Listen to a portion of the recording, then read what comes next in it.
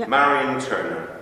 I shall outline what Auntie Marion meant to me, what she was like as a person, and what you meant to her. In 1961, when I was 6, Auntie and Granny moved into Rosewood Close, 2 years after we arrived at Rosewood Avenue. I remember Dad taking me across the green in Rosewood Close that comprised stones, a cement mixer, and bricks. Granny and Auntie were stood at the gate. The visit was the first of thousands.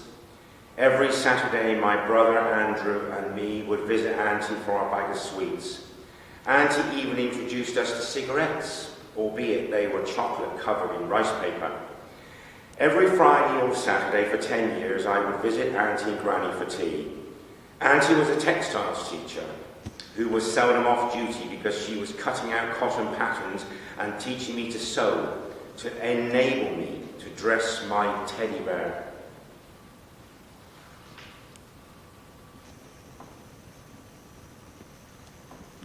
Auntie taught me to sew in one direction and return to fill in the spaces. When I was about 7, on the pavement, Auntie helped teach me how to ride a bicycle.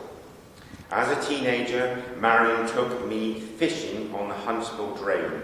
I always looked forward to her meeting me at the train station when I returned from my overseas adventures. Auntie's second teaching subject was mathematics.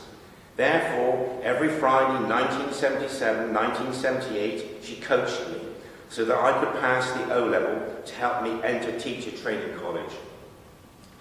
When my dad Colin passed away in 1999, his sister Marion became even more important to me. Since she was house-proud, Auntie willingly taught me how to carry on her craft. Her idiot-proof video will ensure that even I will succeed. The photograph of Auntie, which you will receive of her stirring the marmalade, was taken in December 2008. Auntie took delight in giving me her homemade shepherd's pies. She always applied her expertise when altering and repairing my new and old clothes. In summary, we helped each other. Auntie recognised that I looked upon her as a mother figure who always taught me a lot, and I tried to be a cross between a nephew and a son. I congratulated Auntie Marion for reaching the age of 83 because currently in Britain this is the average life expectancy for a woman. I used to call her a brave, tough old bird. With a smile she would reply, "You can leave out the word old." I am pleased that I saw Auntie frequently and got along with her, did domestic jobs and said everything to her. If there is such a concept as a perfect life, then this is what Marion Turner enjoyed. She had mapped out her life and everything proceeded to plan. Marion was one of the first single women to be given a mortgage. Auntie had full control of her life. She avoided controversy and problems. Marion was philosophical and wise. Many younger teachers would consult her for advice. Marion stated that she took everyone as she found them. Therefore, her friends came from all walks of life and sections of society. Marion spent most of her career at the King Alfred School as a middle-ranking teacher, being a deputy head of year and the exams returning officer.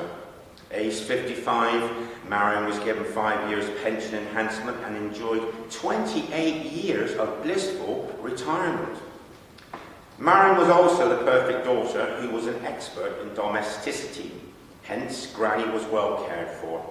From the early 1970s, Auntie took her mother on annual coach tours around Scotland.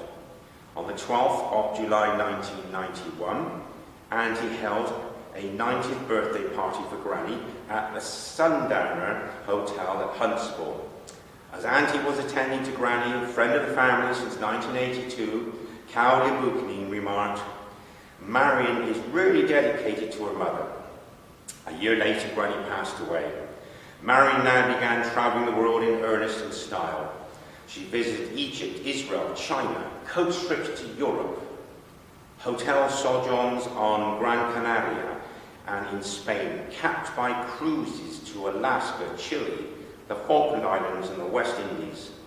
5 women have travelled with Marion. I called them her disciples, who were queuing up to travel with this popular globe-trotter. The ones currently living are Gay, Betty and Pam, whose company Auntie repeatedly really enjoyed. Conversely, they all look forward to their holidays with Marion. Auntie enjoyed talking about her friends, neighbours and relatives. Little Jean has been friends with Marion since they were both infants. Neighbours, Mrs. Frances Simpson has supported Marion from 1961.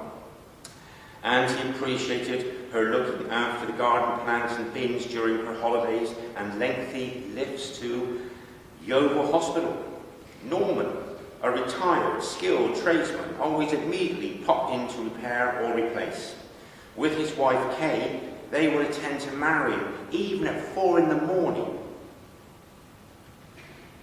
Auntie spoke well of nephew Christopher, who in recent years facilitated time Marion spent with her late eldest brother by driving her between Chesterfield and Cornwall, coupled with his generosity.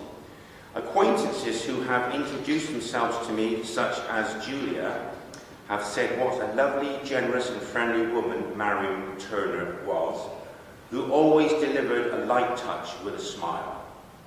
Therefore, although Marion lived alone with sterling neighbours, acquaintances, families and friends, Auntie was never lonely or bored.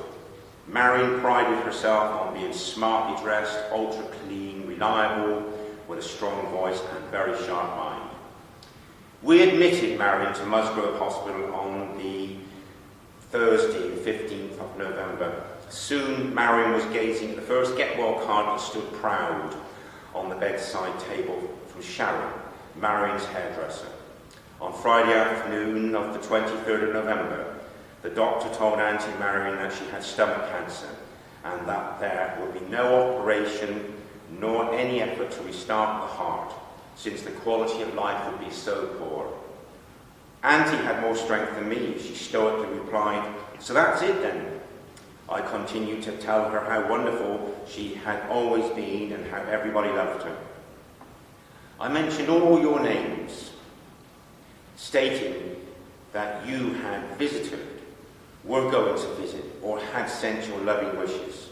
With 10 hours left to live, I did the same next day, when she could not speak and barely opened her eyes. Held by 3 nurses, Marion slipped away peacefully at 6:30 a.m. on Sunday the 25th of November, knowing she was loved by all of you. We should be pleased that we all contributed towards Marion Turner enjoying a very happy and long life. Thank you.